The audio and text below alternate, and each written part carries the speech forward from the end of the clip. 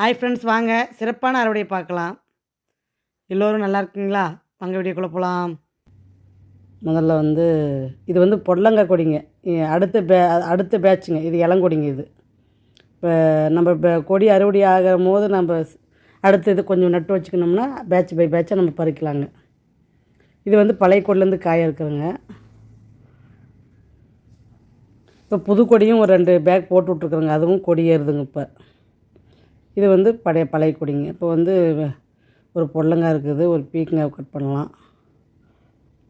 அப்படியே காய் அறுவடை பண்ணினே உங்கள்கிட்ட நான் பேச வேண்டிய விஷயத்தையும் நான் சொல்லிடுறேங்க. கமெண்ட் கொடுத்த அத்தனை உள்ளவங்களுக்கும் ரொம்ப நன்றிங்க. நல்ல பாசிட்டிவ் கமெண்ட்டாக கொடுத்தீங்க. அதெல்லாம் பார்க்கும்போது எனக்கு ரொம்ப சந்தோஷமாக இருந்ததுங்க. இந்த மாதிரி ஆரம்ப ஸ்டேஜ் இருக்கிறவங்கள என்கரேஜ் பண்ணுறதுக்கும் ஒரு மனசு வேணுங்க. உங்கள் பாராட்டுக்கும் சப்போர்ட்டுக்கும் ரொம்ப ரொம்ப ரொம்ப நன்றிங்க. ஆர்கானிக் உரம் தயாரிப்பது எப்படின்னு டிஸ்கிரிப்ஷனில் லிங்க் கொடுத்துருக்குறேங்க, பார்த்துக்கோங்க. அப்படியே பார்த்துக்குங்க. கொஞ்சம் காய் இப்போ கொஞ்சம் சிறுத்துக்குச்சுங்க. முதல்ல அறுவடை அளவுக்கு இப்போ காய் பெரியசாக இல்லைங்க. வெயில் ஓவராக காயறதுனால கொஞ்சம் நம்மளுக்கு காய் கொஞ்சம் சின்னதாகுதுங்க சைஸு. அதனால் நான் என்ன பண்ணேங்க, இப்போ 2வது பேட்ச் கொஞ்சம் 1 2 போட்டு விடலான்னு சொல்லிட்டு இப்போ பொடலங்காய் கொடி மட்டும் ஒரு 2 பேக் போட்டு விட்ருக்குறேங்க. பாருங்கள், பிஞ்சு ஒன்று இருக்குது. அதனால் பீக்கங்காய் கொடி நான் ஒன்றும் போட்டு விடலைங்க. ஏன்னா இதுவே கொஞ்சம் நிறைய பிஞ்சு ஒன்று இருக்குதுங்க பீக்கங்காவே. அதனால சரி எல்லாம் அறுவடை ஆகட்டும்னு சொல்லி விட்டுட்டேன். நிறைய பிஞ்சு இருக்குதுங்க இன்னும் வர வேண்டியது. அதனால் பாருங்கள், சுரக்காய் நல்லா பெருசாக ஆகுதுங்க. அடுத்த அறுவடைக்கு உங்களுக்கு சுரக்காயும் உங்களுக்கு அறுவடைக்கு வந்துடுங்க. இங்கே ஒரு பீக்கங்காய் இருக்குது பாருங்கள். இது கொஞ்சம் நல்லா நீளமாக இருக்குது. இது கொஞ்சம் நெல்லடியாக இருக்கிறதுனால உங்களுக்கு காய் கொஞ்சம் வளர்த்தியாக வந்துருக்குது பாருங்கள். எவ்வளோ நீளம் இருக்குது பாருங்கள். சில பேர் கேட்டிங்க என்ன உரம் கொடுக்குறீங்கன்னு. நான் சாணியை கரைச்சி ஒரு தண்ணிக்குள்ளே வச்சு, அப்புறம் மோர் கரைச்சல், அப்புறம் அரிசி கலவர தண்ணி, பருப்பு கலவர தண்ணி, அரிசி மாவு தண்ணி, மீன் கலவர தண்ணி எல்லாத்தையுமே ஒரு ட்ரம்மு மாதிரி சேகரிச்சிருவோங்க. அந்த தண்ணி வாரத்துக்கு ஒரு டைம் கொடுப்போங்க. விதை நான் ஒவ்வொரு வருஷமும் நான் சேகரித்து போட்ட விதை தாங்க இதுங்கெல்லாம். இல்லாத விதை பார்த்திங்கன்னா கத்திரிக்காய் விதை மட்டும்தாங்க நான் கடையில் வாங்கி போட்டது. கடையுமே உங்களுக்கு நாட்டு மருந்து கடையில் தாங்க விதை வாங்கினேன். முடிந்த வரைக்கும் நாம்ளே விதையை சேகரிப்பது தாங்க நல்லது. இப்போ இல்லைன்னா நாம் கடையில் வாங்கிக்கலாங்க. வாங்கின கத்திரி செடியும் பரவாயில்லைங்க, விதை நல்லா முளைச்சிக்கிச்சு, கத்திரிக்காயும் நல்லா விட்டுருக்குதுங்க. உங்களுக்கு அடுத்த வீடியோவில் உங்களுக்கு கத்திரிக்காய் அறுவடையும் உங்களுக்கு நான் காட்டுறேங்க. அடுத்தது நம்ம பாவக்காய் பார்க்கலாங்க. உங்களே எதிர்பார்க்கலைங்க பாவக்காய் இவ்வளோ கொடுக்கும் அப்படின்ட்டு. இந்த முறை நல்லாவே நிறையவே பாவக்காய் நான் அறுவடை பண்ணிட்டேங்க. ஏன்னா இப்போ நம்ம வச்சுருக்கிறதே 3 பேக்கு தாங்க பாவக்காய் கொடி. இப்போ 3 பேக்குனாலுமே நல்லா ஒவ்வொரு தடைக்குமே 1/2 கிலோ காய்க்கு நான் அறுவடை பண்ணியிருக்கிறேங்க. அதனால் வாரம் ஒரு டைம் பாவக்காய் புளிக்குழம்பு அந்த மாதிரி எதனா வைக்கிறதுக்கு நம்மளுக்கு கரெக்டாக இருக்குதுங்க. கசப்புனாலும் கசப்பு, ஒயிட் பாவக்காய் பயங்கரமான கசப்பாக இருக்குதுங்க. நம்ம விளையிறதுனால என்னவோ கசப்புத்தன்மை நல்லாவே தூக்கி கொடுக்குதுங்க. இது கசப்பு வாரத்துக்கு ஒரு நாள் உடம்புக்கு சேர்த்திக்கிறதும் ஒரு வகையில் நல்லது தாங்க. அதனால் நான் வாரத்துக்கு ஒரு நாள் பாவக்காய் புளி குழம்பு செஞ்சிருவேங்க.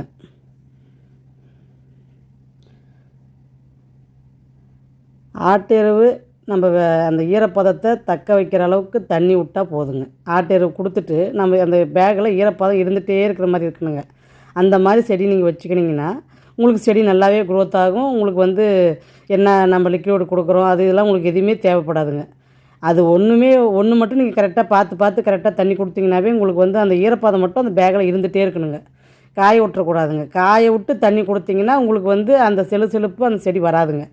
அதனால தான் என்ன நம்ம சொல்கிறதுன்னா, இப்போ நம்ம சமைக்கிறோம் அப்படின்னா அந்த சமையலுக்கு எவ்வளோ அளவு உப்பு தேவைப்படுதோ அந்த அளவுக்கு உப்பு போட்டால் மட்டும்தான் சமையல் டேஸ்ட்டாக இருக்குங்க. அந்த மாதிரி தான் அந்த செடி வளர்க்குறதுலேயும் ஒரு இது இருக்குதுங்க. பதமாக அந்த மண்ணை நம்ம பதத்திலே வச்சுருக்கணுங்க. கொஞ்சம் காய விட்டாலுமே கொஞ்சம் அதிகமாக போனாலுமே உங்களுக்கு செடி வளர்ச்சி உங்களுக்கு அவ்வளோவா நல்லா இருக்காது. அதனால தான் உங்களுக்கு செடி வளர்ச்சி என்ன லிக்விட் ஃபெர்டிலைசர் கொடுக்குறீங்கன்ற கேள்வி வருதுங்க.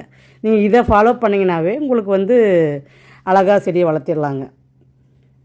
என்ன ஒன்று நீங்கள் கேட்குற கொஸ்டின் அத்தனைக்கும் என் வீடியோவிலே பதில் கொடுத்துருக்குறேங்க. வீடியோவை நீங்கள் ஃபுல்லாக பார்த்தீங்கன்னாவே உங்களுக்கு ஓரளவுக்கு உங்களுக்கு கேள்விக்கு அத்தனைக்குமே விடை கிடச்சிருங்க. பாருங்கள், அறுவடையை பீக்கங்காய், புடலங்காய், பாவக்காய், லாங் பீன்ஸும் ஒரு 4 இருந்ததுங்க. பாவக்காய் பாருங்கள் எவ்வளோ பாவக்காய் அறுவடை பண்ணியிருக்காங்க. இந்த முறை புடலங்காய் 2 தாங்க கிடச்சிது. பீக்கங்காய் வேணால் ஒரு 5, 6 கிடச்சிருக்குதுங்க. புடலங்காய் கொடி வந்து உங்களுக்கு பூச்சி கொஞ்சம் அந்த பிஞ்செல்லாம் கொஞ்சம் கடித்து வச்சிருச்சுங்க. அடுத்தது கொத்தவரங்காய் பார்க்கலாம் வாங்க. கொத்தவரங்காவும் அதே மாதிரி தான் கரெக்டாக வாரத்துக்கு 2 தடவை அறுவடை பண்ணுறோங்க. நல்லா அந்த செடி பரவாயில்லைங்க, நல்லா காய் டக்கு டக்கு நம்மளுக்கு வந்து கொடுத்துட்டே இருக்குது. நல்லா இலசாவே நான் கட் பண்ணிக்குவோங்க. அப்படி வணக்கி செஞ்சோம்னா நம்மளுக்கு கொஞ்சம் அந்த நார் வாயில மாட்டாதுங்க. அதனால் நான் கொஞ்சம் இலசாவே கிள்ளிக்குவேங்க. கொத்தவரங்காயும் சரி, உங்களுக்கு பீக்கங்காயும் சரி, கொஞ்சம் இதெல்லாம் பார்த்திங்கன்னா நார் உள்ள காய்ங்க. அதனால் என்ன பண்ணணும், கொஞ்சம் இலசாவே நம்ம வந்து செடியிலேருந்து பறிச்சிக்கணுங்க. அப்படி பண்ணோம்னா உங்களுக்கு வந்து சமையலுக்கும் சரி, நம்மள சாப்பிட்றதுக்கும் கொஞ்சம் டேஸ்ட்டு கொடுக்குங்க நல்லாவே. ஆனால் நான் இந்த முறை வந்து கமெண்ட் எதிர்பார்க்கலைங்க. எல்லாருமே பூவை லைக் பண்ணியிருக்கீங்க, செடியை லைக் பண்ணியிருக்கீங்க, கண்ணுக்கு விருந்தாகவும் இருந்திருக்குன்னு சொல்லி சொன்னீங்க. அந்த மாதிரி கண்ணுக்கு குளிர்ச்சியாக இருக்கட்டும்ன்றதுனால தாங்க நான் வீடியோவே போடுறேன். நம்ம காய் பறிக்கும் போதும் நம்ம தண்ணி விடும் போதும் நம்ம செடி நல்லா கவனிக்கணுங்க. ஒரு கமெண்ட் வந்து எங்களுக்கு ஒன்லி பார்க்க மட்டும்தான் முடியுங்கன்ற மாதிரி ஒரு கமெண்ட் கொடுத்துருந்தீங்க. அதனால் வந்து நீங்கள் ஃபீல் பண்ண வேண்டாங்க. உங்களை மாதிரி இருக்கிறவங்களுக்கு தான் நானுமே இதை ஆரம்பிக்கிறதுக்கு முன்னே நானுமே பார்த்து தாங்க என்ஜாய் பண்ணிட்டு இருப்பேன். அதை பார்த்து என்ஜாய் பண்ணதில் வந்த முயற்சி தாங்க இந்த மாடித்தோட்டம். எனக்குமே ஆசை உருவாக்குனதுமே இந்த மாடித்தோட்டம் யூடியூப்பில் நான் வீடியோ பார்த்ததுனால வந்தது தாங்க இது. அப்புறம் இந்த விதை வந்து நம்ம எப்படி சேகரிக்கணுன்னாங்க, இப்போ காய் விளைவிக்கும் போது நம்ம முத்த விடக்கூடாதுங்க. நம்ம செடி பிடுங்குறோம் ஸ்டேஜில் இருக்கும் போது வந்து நம்ம அப்படியே காயை வந்து அதில் வந்து முத்த விட்டுருணுங்க. முத்த விட்ட பின்னாடி நம்ம செடியை நம்ம அறுவடை பண்ணிடலாங்க.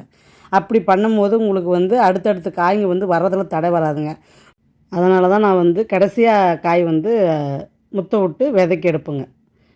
நம்ம விதைக்கு எடுக்க முடியாத காயை வந்து நம்ம வந்து விதையை வந்து கடையில் வாங்கிக்கலாங்க. அது தப்பு இல்லை. ஏன்னா நம்ம வந்து எல்லா விதையுமே நாம்ளே சேகரித்து வச்சு இது பண்ணும்போது உங்களுக்கு ஒவ்வொரு விதை வந்து பழசாயிடுச்சுன்னா அதுவுமே முளைக்காதுங்க. அதனால் ஃப்ரெஷ்ஷாக நாம் வந்து விதையை சேகரித்து ஃப்ரெஷ்ஷாக நட்டோம்னா மட்டும்தான் விதைங்க வந்து முளைப்பு திறன் சூப்பராக இருக்குதுங்க. அதனால் நம்ம பழைய விதையை நடுறதை விட நாம்ளே வந்து அறுவடை வர ஸ்டேஜில் முத்த விட்டு எடுத்தோம்னா நல்லா அது புது விதையாகவும் ஆகிடுதுங்க. நம்மளுக்கு முளைப்பு திறனும் நல்லா அழகாக வரும், காய்களும் நல்லா திரச்சியாக வைக்குங்க. அப்புறம் இன்னும் ஒருத்தர் வந்து கண்ணுக்கு குளிர்ச்சியாக இருக்குதுங்கன்னாங்க. நீங்கள் கண்ணுக்கு குளிர்ச்சியாக பார்க்கறதுக்கு வேண்டிதாங்க நான் வீடியோ போடுறது. அதனால் நீங்கள் வந்து பார்த்து நல்லா கடைசி வரைக்கும் எனக்கு வந்து சப்போர்ட் கொடுங்க. நம்மளுக்கு வந்து மனசு ரிலாக்ஸாக இருக்கிறதுனால தான் நம்ம வந்து இந்த யூடியூப்பில் இந்த மாடித்தோட்டம், நம்மளுக்கு காய்கறி வீடியோங்க, அந்த மாதிரி நம்மளுக்கு தெரியாத விஷயத்தில் நம்ம வந்து கேதர் பண்ணுறதுக்கு நம்ம ஏதோ ஒரு சேனல் நம்ம பார்க்குறோம். அதனால் தப்பு கிடையாதுங்க. அதனால் நீங்கள் பார்த்து கண்ணுக்கு விருந்து இருக்குதுன்னு சொல்லியிருக்கீங்க, அது எனக்கு ரொம்ப சந்தோஷங்க. நீங்கள் என்ஜாய் பண்ணுங்கள். பாருங்கள், கொத்தவரங்காய் இவ்வளோ காய் அறுவடை பண்ணியிருக்கிறேங்க. இதுவுமே 1/2 கிலோவுக்கு மேலே வருங்க. அடுத்தது வந்து நம்ம முள்ளங்கி அறுவடை பண்ணிக்கலாங்க. முள்ளங்கி வந்து எல்லா முள்ளங்கி செடியும் சரியாக இல்லைன்ட்டு பிடுங்கிட்டுங்க. இதில் ஒரு 2, 3 செடி மட்டும் கொஞ்சம் நல்லா இருந்ததுனால விட்டுட்டு இருந்தாங்க. அது இப்போ வந்து நல்லா காய் வச்சுருக்குதுங்க. அதையும் அறுவடை பண்ணிக்கலாங்க. அதிலே வந்து நான் என்ன பண்ணேங்க, செடி சரியில்லை அப்படின்றதுனால டக்குன்னு பிடுங்கிட்டு நான் தக்காளி 2 வச்சு விட்டுட்டேங்க. அது பாருங்கள் பூ வச்சிருச்சு. அந்த மாதிரி நம்ம வந்து செடி சரியில்லைன்னா டக்குன்னு எடுத்துகிட்டு நம்ம வேறு ஒரு செடியை நம்ம அந்த பேக்கில் நட்டு வச்சிடணுங்க. ஏன்னா நம்ம தண்ணி ஊற்றுறதும் உரம் போடுறது எல்லாமே வந்து டைமு நாள் வேஸ்ட் ஆகக்கூடாதுங்க. ஏதோ ஒன்று இப்போ நட்டு வச்சோம்னா பாருங்கள், இப்போ பூ எடுத்துக்குது பாருங்கள் தக்காளி செடி. நம்ம இதை அறுவடை பண்ணிவிட்டு நம்ம நட்டுக்கலாம் நம்ம வெயிட் பண்ணியிருந்தோம்னா நம்மளுக்கு நாளும் நேரமும் வேஸ்ட்டுங்க. ஆனால் இந்த மாதிரி பண்ணும்போது நம்மளுக்கு அட் அ டைம் நம்மளுக்கு தக்காளியும் பூ வச்சாச்சுங்க, அறுவடையும் நம்ம முள்ளங்கி எடுத்தாச்சுங்க. அதனால் இந்த மாதிரி பண்ணாலும் நம்மளுக்கு வந்து காய்கறி அறுவடை வந்து நம்மளுக்கு நிறைய கிடைக்கும். இந்த பாருங்கள், லாங் பீன்ஸ் பார்த்திங்கன்னா உங்களுக்கு பாருங்கள், நான் 4 காய் முத்த விட்டு பாருங்கள் அறுத்து வச்சுருக்கேன் விதைக்கு. அந்த மாதிரி ஒவ்வொன்றையும் நான் வந்து விதை வந்து நாங்கள் கொடியிலே நான் தயாரித்து எடுத்து வச்சுக்குவோங்க. இப்போ அந்த லாங் பீன்ஸ் அறுவடை ஸ்டேஜுங்க, அதனால் அந்த மாதிரி பண்ணி வச்சுருக்குங்க. இப்போ வாங்க, உங்களுக்கு அடுத்த சஸ்பென்ஸ்ன்னு சொன்னது ராமவனங்க. இது ராமவனம்னு சொல்லுவாங்க, தினமல்லின்னு சொல்லுவாங்க, நித்தியமல்லின்னு சொல்லுவாங்க. இதுக்கு பல பேர் உண்டுங்க. இதுவும் பார்த்திங்கன்னா நான் மாடி தோட்டத்தில் தாங்க வச்சுருக்கேன். இந்த செடி பார்த்திங்கன்னா 2 பக்கெட்டில் வச்சுருக்குறேங்க. இதுவும் பார்த்திங்கன்னா உங்களுக்கு நல்ல வாசம், நல்ல அரும்பு. இதை பற்றி தெரியாதவங்களே இருக்க மாட்டீங்க. இதனை பற்றி நான் உங்களுக்கு பெருசாக இதுக்கு இன்ட்ரடக்ஷனே தேவையில்லைங்க. ஏன்னா இதை பற்றி எல்லாருக்குமே ரொம்ப நல்லா தெரியுங்க. வாசம் எப்படி இருக்கும், அதனுடைய மனம் எல்லாமே தெரியுங்க. ஆனால் உங்களுக்கு இது காட்டணுன்றதுனால நான் பாருங்கள் எவ்வளோ அரும்பு எடுத்திருக்கு. எனக்கு இந்த பூ ரொம்ப பிடிக்குங்க. அதனால் இது எப்பவுமே அவனுடைய மாடி தோட்டத்துலேயும் இருந்துச்சுங்க, தரையிலையும் வச்சுருந்தேன். இப்போ தரையில் எடுத்துட்டுங்க, இதே போதுமானதுன்னு சொல்லி விட்டுட்டுங்க. பச்சை மிளகா அறுவடையும் இருக்குதுங்க, அதையும் கண்டினியூவாக பாருங்கள். கடைசி வரைக்கும் வீடியோ பார்த்தீங்கன்னா உங்களுக்கு என்னென்ன பேசுகிறேன், என்னென்ன உங்களுக்கு பிடிக்குது கமெண்ட் பண்ணுங்கள்.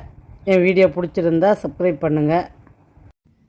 இது நல்லா பெரிய ரங்க 2 வருஷம் செடிங்க. இந்த செடி 2 வருஷத்தினுடைய செடி இவ்வளோ பெருசு நான் வளர்த்தி வச்சுருக்கேன் பாருங்கள். அப்பப்போ நம்ம வந்து அரும்பு வைக்க கிள்ளிடணுங்க. கிள்ளிட்டோம்னா அப்படியே தளைஞ்சு உங்களுக்கு அரும்பு எடுத்துகிட்டே இருக்குங்க. இதுக்கு வந்து சீசனே கிடையாதுங்க.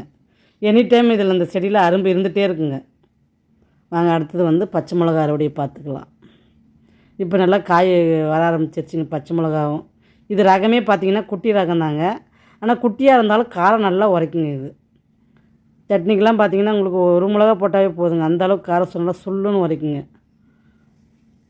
மணம் பார்த்திங்கன்னா பச்சை மிளகா வாசம் நல்லா மணமாக, ஒரு மிளகா பார்த்திங்கன்னா மணமே இருக்காதுங்க. ஆனால் இந்த பச்சை மிளகா பார்த்திங்கன்னா நல்லா மணமாக அந்த பச்சை மிளகாவினுடைய வாசம் வந்து ஒவ்வொருத்தருக்கு சட்னிக்கு ரொம்ப பிடிக்குங்க. அந்த மாதிரி நல்லா மணமாக இருக்குங்க அந்த பச்சை மிளகா. அதனால் இப்போ வந்து சட்னிக்கு வெரைட்டி ரைஸு செய்கிறதுலாம் இருந்தாலும் நான் வந்து பழுக்க விட மாட்டேங்க பழத்தை. கொஞ்சம் காய் வெட்டாக நம்ம கட் பண்ணி வச்சுக்குவோங்க. பழுத்த மிளகா போட்டு நம்ம சமைக்கிறதுக்கும் பச்சை மிளகா போட்டு சமைக்கிறதுக்கும் வித்தியாசம் இருக்குதுங்க. பச்சை மிளகா போடும்போது உங்களுக்கு அந்த பச்சை மிளகாவுடைய வாசம் அப்படியே கிடைக்குங்க அதில். ஆனால் பழுத்த மிளகா போடும்போது உங்களுக்கு கிடைக்கிறது இல்லைங்க. அதனால் நான் வந்து பச்சை மிளகா எதுக்கு யூஸ் பண்ணுமோ அதை நான் பச்சையாகவே கட் பண்ணி வச்சுக்குவோங்க. என் வீடியோவை முழுசாக பார்த்து நல்லா சப்போர்ட் கொடுத்த அத்தனை உள்ளவங்களுக்கு ரொம்ப நன்றிங்க. இதே மாதிரி தொடர்ந்து ஆதரவு கொடுங்க. மிளகா செடி பார்த்திங்கன்னா நோத்தாக்கி தெளிஞ்ச செடிங்க. இது இலசுருட்டு நோவு வந்துடுச்சுங்க. கத்திரி செடி பவுட்ரு தெளித்து இதை நான் வந்து சரி பண்ணேங்க. இப்போ பாருங்கள் எவ்வளோ பூ எடுத்துருக்கு, எவ்வளோ காய் வச்சுருக்குதுன்னு. அதனால் முடியாது எதுவும் இல்லைங்க. எனக்கு தெரிஞ்ச டிப்ஸு சொல்கிறேன் உங்களுக்கு. நிறைய பூவும் எடுத்துருக்குதுங்க, நிறைய காயும் எடுத்துருக்குது. இது தாங்க அறுவடை, பார்த்துக்குங்க. பார்த்து சந்தோஷமாக என்ஜாய் பண்ணுங்கள், சப்போர்ட் கொடுங்க. இவ்வளோ நேரம் பொறுமையாக பார்த்ததுக்கு ரொம்ப நன்றிங்க. பாய்.